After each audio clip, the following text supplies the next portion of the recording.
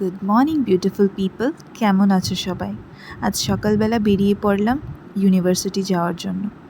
ভেবেছিলাম যে তাড়াতাড়ি চলে যাব, কিন্তু এই কি, রাস্তায় আটক পড়ে গেলাম। এত ভিড় ছিল যে যেতেই পারছিলাম।